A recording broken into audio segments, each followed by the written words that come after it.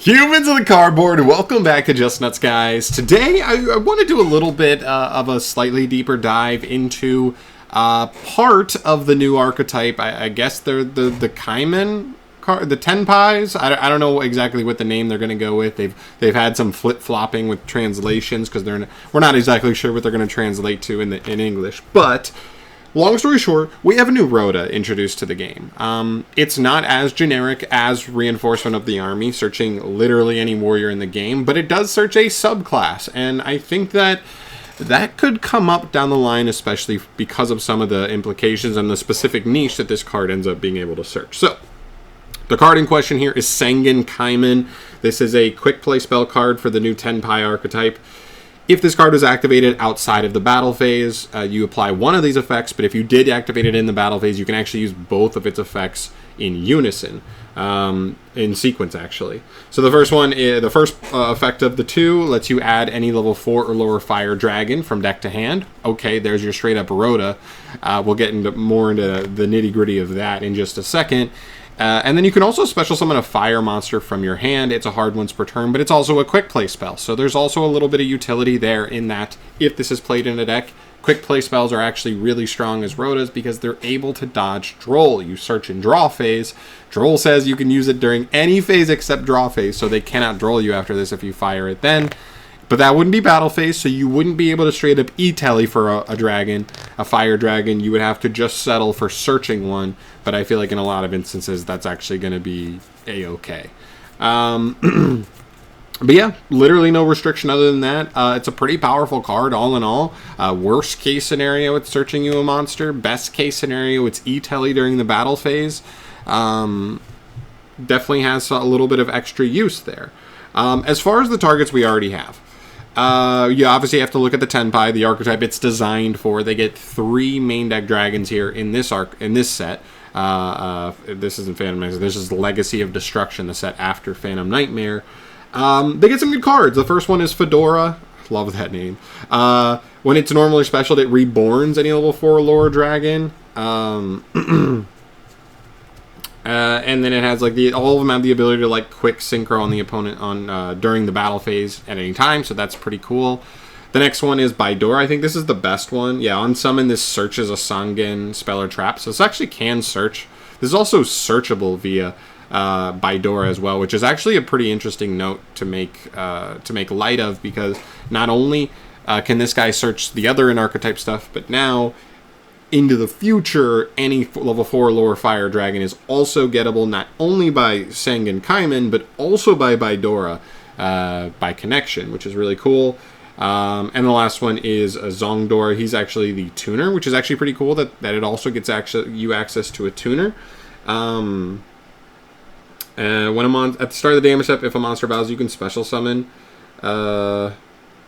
No, sorry, not him. I thought he had an ability to extend. If you control a fire dragon, you can special this card from the hand. Okay, so that's pretty cool as well. That it also you also have access to a level 4 dragon tuner. That if you already control the archetypal type or fire dragon, the Rota base, the monster that the Rota is based on, this card jumps out as a fire tuner, and then during battle you can just special summon any level 4 or lower fire dragon from the deck as well. So really getting some good utility and just infinite access to small fire dragons. Now these are obviously the main ones. These are what they are designed around, and this is kind of where the video goes down a tick, because you would think, and this is something that I was already thinking and like really looking at when I was looking at this card, but you would think, you think dragons. What do you think of dragons? They fly. Okay, that could obviously be, any dragon can always be light or dark, but flying specifically, maybe wind becomes a decently applicable attribute to dragons. And then you think of fire breathing, because that's like classic, dragon lore, is they breathe fire, which would lead me to think fire dragon would actually be something that probably has a decent amount. And then I went and looked at the search targets, and outside of the Tenpai monsters, there's not a ton going on here. The 2 that I found that were interesting outside of this archetype already are Kitchen Dragon Maid. The downside to this card is that it is not a play by itself. I think there's 2 other Dragon Maids that are a combo by themselves. This would only still be one half of a play. And so you would have to have something else to actually do a full-on play for Dragon Maid, but still, it is a decent monster in the archetype, so there's that. And the other one is Burner, which, you know, Blaster could easily, you know, with we're seeing the Dragon Rulers creep further and further off the ban list as a whole.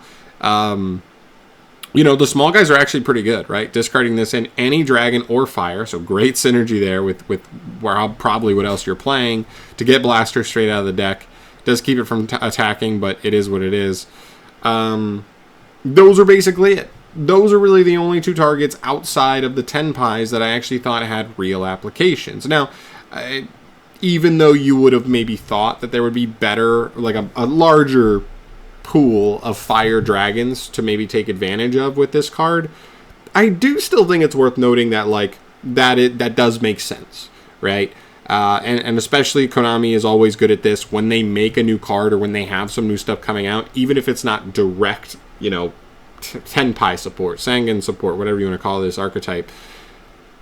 We could find new cards elsewhere. You know, they make a new generic fire dragon that's just a generically good card. It's level 4 or lower, and then boom, this card immediately becomes like interested in that, and that card maybe finds itself into making use of this card. But we have no idea overall. Still really interesting to note.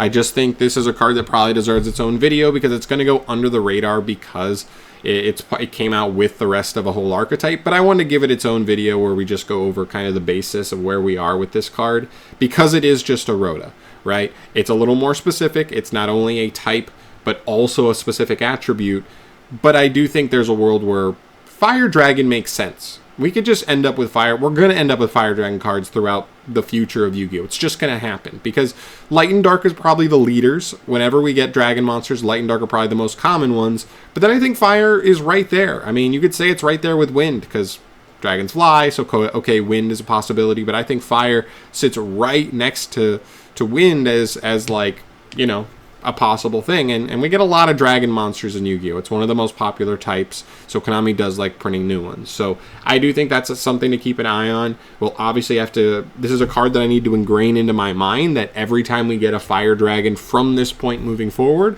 I need to do the same thing I do when we think about Cyberse and now Pyros with Bonfire coming out, and Rota, of course, throughout time anyway. You just, that extra little notch in your brain that goes, oh, that's right. Any fire dragon now we have multiple extra copies to get access to that card. Very cool. But yeah, that's it.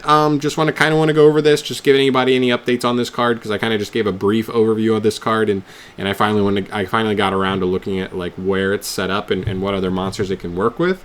But let me know your thoughts down below. If there's any other interesting targets aside from the ones I listed here, I know I didn't give a ton. If you think there's anything that's actually worth noting, throw it in the comment section down below. I'd be curious if you think there's anything extra that might have slipped through the cracks on me this time. But I'm out of here for today. Thank you so much for watching as always, guys. Hopefully more news next week. I mean, I think that'd be cool. Get some stuff going into the new year. But other than that, if you don't see a video from me tomorrow or the 25th, Merry Christmas if you celebrate it. If not, just have a good day. Hopefully you spend time with some family. But I'll see you guys in the next one. Thank you so much for watching and supporting. I'll see you guys in the next video. Peace.